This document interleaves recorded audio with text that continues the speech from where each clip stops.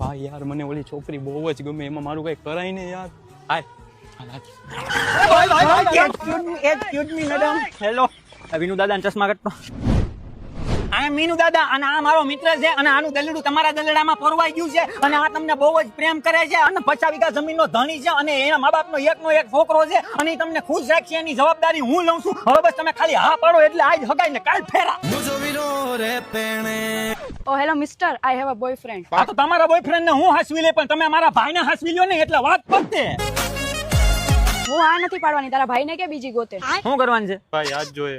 ભાઈને તમે જ જોઈ છે, પ્રેમથી આ પાડો ને બાકી કરું કાયદેસર. એ તું મારી માથે કાયદેસર કરવાનો છો. તમે બે અત્યારે અહીંથી નો ગયા ને તો હું તમારી માથે કાયદેસર કરીને કેસ ઠોકી દઈશ. હા તો તમે મારી માથે કાયદેસર કરીને કેસ ઠોકી દેજો પણ તમે મારા ભાઈને હા પાડી ગયો. તો મારા ભાઈ જેવા ભાઈબંધનું ગોઠવાતું હોય ને તો એનો આ કલેજો જેલમાં 10 વર્ષે કાપવા તૈયાર છે.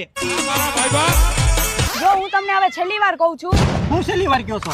હે છેલ્લી વાર હું કહો છો તમે? એટલે હું તમને છેલ્લી વાર કહું છું કે હું તમારા ભાઈબંધને પ્રેમ કરું છું.